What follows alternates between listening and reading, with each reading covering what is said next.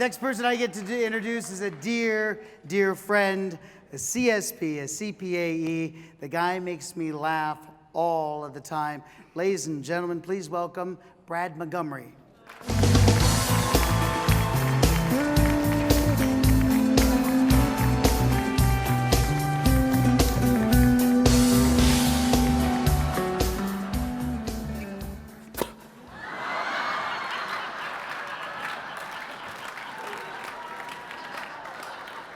Enough about me. This next recipient rocks. When they talk about the smartest guy in the room, and I'm not in the room, they're always talking about this person. And you know this. There's many ways to approach the speaking industry, the speaking career. I'm going to give you two. There's my way. Many have done this. Imagine a nail in a block. You get a hammer and you start just hammering that nail. And you're like, stage time. New website. More stage time. Showcase. It just takes forever. Then there's the other way.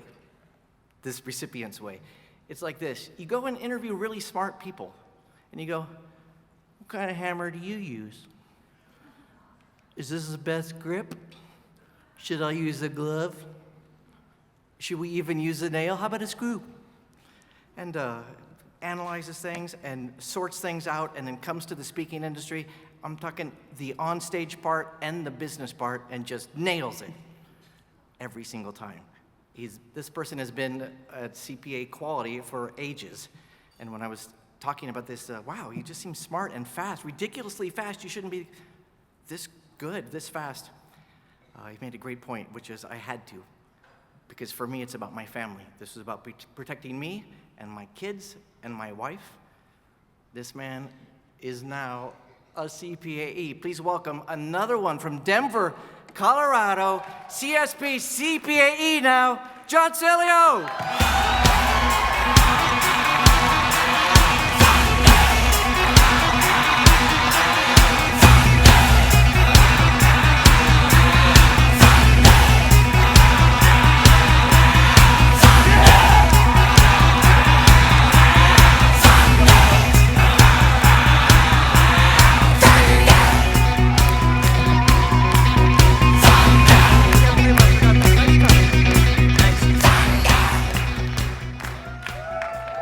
Oh God, the name of that song is Thunderstruck, which is how all of you look right now.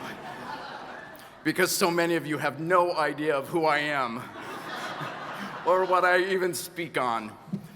Well, I speak on identity privacy, and from those baffled looks, I must be pretty good at it. I'll give you time. So 10 years ago, I landed in Orlando for my first NSA convention, and unlike this convention, Orlando was about the heat and the humidity. And when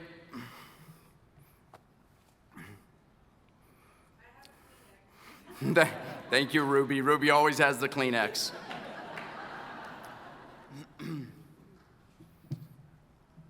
I am so touched by this. I am thunderstruck and deeply moved to even be considered among this crowd. 10 years ago, when I landed in Orlando, I met a pretty special person. This is really hard for me. This really means a lot. It had been a very rough time for us. I don't know if some of you understand, my close friends do. In 2006, when I landed, I had just gone through a rough time. We had I just barely survived a criminal trial that was for a bunch of felonies that were committed in my name, but by my best friend. We were basically going broke. I had lost my business, and my self-esteem was nowhere to be found. And I came here and I shared my story, and you were all ecstatic about my losses. maybe even a little jealous that I'd found my keynote story. I was in the hallway and I heard this woman in blue say, "Well, he's no W. Mitchell, but the business wreckage is pretty impressive." At the airport that day, a future Hall of Famer offered to share a cab with me, and then share his wisdom with me, and then become a once-in-a-lifetime kind of friend. Brad Montgomery, I love you. And then Brad Montgomery introduced me to NSA Colorado to his friend, Steve Spangler, my brother from another mother, who quite literally blew smoke up my... Spangler introduced me then to Eric Chester, who watched my video and told me that, like everybody else, I was swimming in Lake DeRestovus. And then he helped pull me out. Of course, since it was Chester, then he did 20 push-ups and 50 lunges. I met Scott Halford. Scott Halford, who showed me how to take all of these professional shortcuts, what the rest of us call cheating, but he ingeniously refers to as using your brain. Mark Sanborn, I don't know where you are, Mark. Most of our conversations, of course, happened over beers, so it's all a little bit fuzzy now. Tell me, when I got started, did you tell me, there you are, did you tell me to create a body of work that I could sell, or to sell my body for work? Seriously, Mark, you taught me how to sell keynotes and buy property, and I will retire on that wisdom, as long as you don't sue me for the title of my latest identity theft book, The Fraud Factor.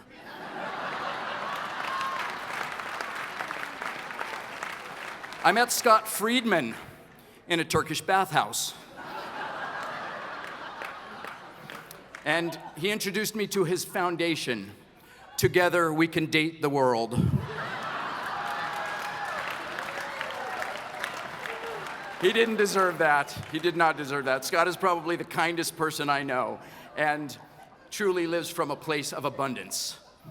And then I met Larry Wingett, who taught me that abundance is a hell of a lot easier when you're stinking rich. And when you shout at people that both they and their children are stupid.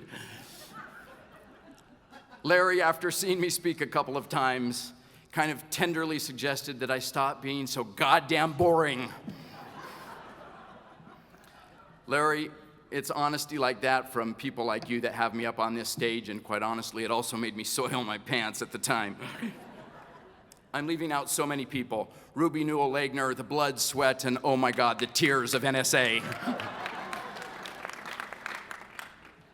Dean Savoca, Kerry Lorenz, Ron Culberson, NSA Colorado, the NSA staff here. Just know all of you are up here with me receiving a piece of this award. Oh my God, my time is running down. I've got to speed up. At the risk of the walk-off music, please hold it just a minute. I got to thank the people that are responsible for my life. They're at table 27 here. Good God, Sue, my business manager. I know at some point you're going to retire. You tell me every year just before your performance review. You're so good at, God, at keeping me booked while keeping me human. I might just turn out the lights when you do decide to finally abandon me. My sister Andrea is here, my Zen spirit, who reminds me to pause and take a breath. And she's so much cheaper than Lou Heckler. My mom and dad are here. Mom, I'm not an expert in security because I speak on it. I'm an expert because that's what you've always given me. Total unconditional security. There, Ruby, that's karma coming back. My dad and I, we have coffee almost every morning. We talk about business or we talk about nothing at all, and that's where I absorb his wisdom. I just realized that makes it sound like my dad is wisest when he's talking about nothing at all. Sounds like a speaker. Pop, thanks for teaching me self-reliance. It's amazing how independent I am and yet how reliant I am on you. Sophie, my 17-year-old sparring partner. This is gonna get hard. When we lost the business, I was so angry. Through Taekwondo, you helped me earn back that identity, one belt, one board, one wax on at a time. You'll always be my Sabonim. Michaela, my 15-year-old artist of life, you have taught me so much to discover the quiet, content person underneath this speaker ego. Thank you. You girls are the only purpose I'll ever need. You paint this amazing world with your poetry, your bourbon-flavored cupcakes. And in the gentle way, you make me a better dad. And that brings me to my final, I promise, my final thank you, because it's all about the people for me. If you know me, you know that. And they'll probably set it to music here. I've only ever really loved one woman in my life, Mary. Love, since the day I met you, I have been thunderstruck by the beauty of your mind and the depth of your soul. You stood by me when you thought I was going to jail. You stood by me through cancer, mine and yours. You stood by me when things got the worst. You are my Hall of Fame, and I would stand by you even if you changed your name to Platform. NSA, I love you.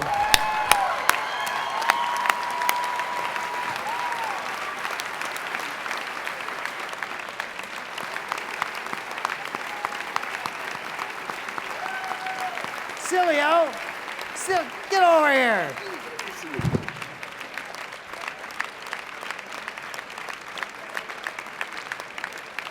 Go that way.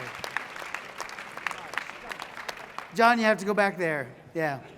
It's a DNA test. All right, so you're... God, what in the world is up here? Look at all the stuff. Oh my gosh. If that's not from the heart, I don't know what would be.